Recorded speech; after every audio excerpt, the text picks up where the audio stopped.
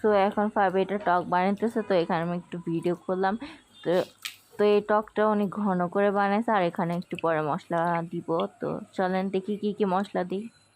তার আগে দেখা দিই কি কি উপকরণ। ফার্স্টে কাঁচা মরিচ, তারপরে একটা পুরা গোটা লেবু, তারপরে একটা শসা কুচি কুচি করে কেটে নিছি, আর কাঁচামরিচ হচ্ছে 6-7টার মতন দেওয়া হয়েছে। আর আমি এগুলো করতে করতে পানি একদম পড়ে গেছে, অনেক পানি পড়ছিল। আর তারপরে 4টা পেঁয়াজ আমি একদম চিকন স্লাইস, একদম পাতলা করে কেটে নিছি কুচি কুচি করে। আর আমার পেঁয়াজ কাটতে অনেক ভালো লাগে, কারণ আমার পেঁয়াজ কাটাটা অনেক কুচি কুচি হয় এর জন্য। আর দেখেন আমি এটা কত সুন্দর করে খুলতে পারি, আমার অনেক ভালো লাগে এটা খুলতে। তো চটপটির জন্য আমি ফার্স্টে ডালটা সিদ্ধ করে আমাকে দিছিল। তো এই যে একটু পানি থাকলে ভালো হয়, কিন্তু আমি একটু পানি রাখি নাই, না থাকলেও হয়। এরপরে এটার মধ্যে আমি ফার্স্টে কাঁচামরিচ, সবগুলা কাঁচামরিচ দিব। পরে আরও 3টা অ্যাড করছিলাম কাঁচামরিচ, ওটা দেখানো হয়নি। এরপর আমি পুরো 2টা লেবু দিব। ফার্স্টে আমি আগে শসাটা দিয়ে নিলাম, কারণ লেবুটা পরে দিলে একটুখানি ভালো টেস্ট আসে। তো আমি ডিম দিই নি, কারণ ডিম দিয়ে আমি আরেকটা নাস্তা বানিয়েছি, তো ওইটা আমি হচ্ছে পরে আপলোড দিব, তখন তারপর হচ্ছে অনেকগুলা পেঁয়াজ দিয়ে নিলাম।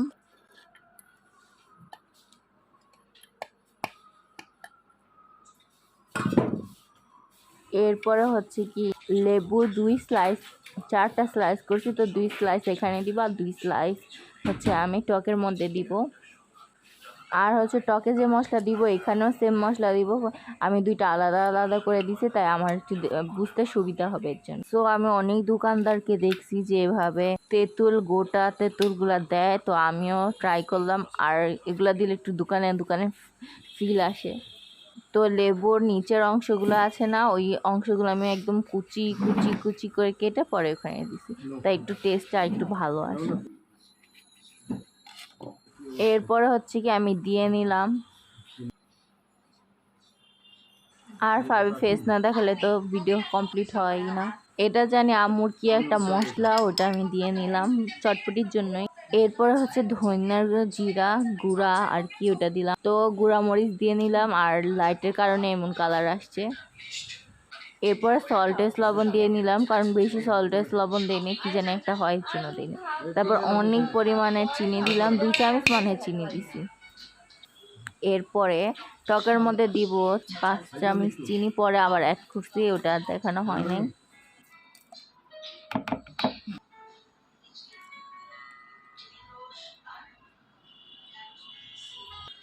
এরপর হচ্ছে গুঁড়া মরিচটা দিলাম, অনেক পরিমাণে দেওয়া হয়েছে। তারপরে এখানে আবার জিরা গুঁড়া, আমার জিরা গুঁড়া অনেক ফেভারিট। তারপরে ওই আবার একই মশলাই, মানে সেম মশলাই আবার টকের মধ্যে দিব। তারপরে এটাকে নাড়বো জানি চিনিটা গলে। আর আমি কিন্তু এখানে লবণ দিচ্ছি, লবণটা কি দেখানো হয় নাই আমার খেয়াল নেই, বাট আমি লবণ দিচ্ছি এখানে। এই যে আমি পরে আবার অ্যাড করলাম, ওইটা দিয়ে নিছি। তারপরে আবার এখানে আরও 2 স্লাইস লেবু বেঁচে গেছিল না, ওই 2 স্লাইস লেবু আবার টকের মধ্যে দিয়ে নিলাম।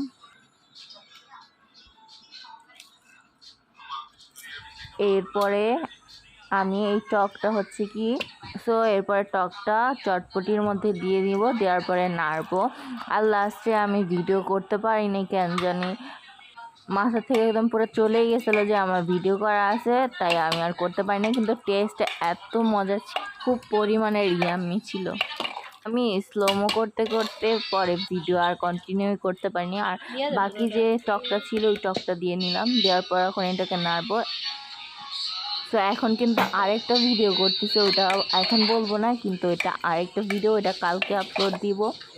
আমি কিন্তু এখন স্লোমো করছি, তো স্লোমোটার মধ্যে আমি গান অ্যাড করে দিব, তো দেখেন।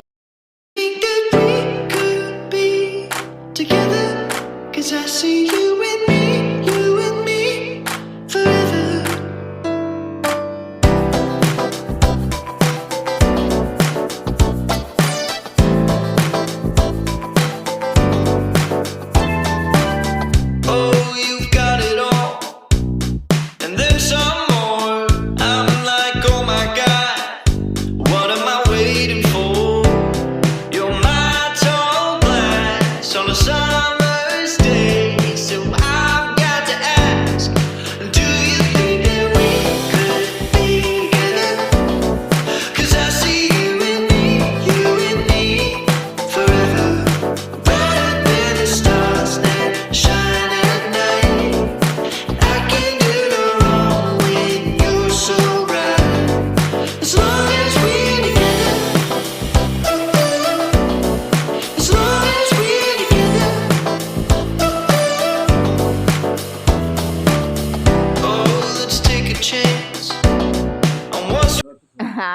ফুচকাটা হচ্ছে রেডিমেড মালিবাগ গেলে বা এমনি লোকাল দোকানগুলো গেলে হচ্ছে পেয়ে যাবেন।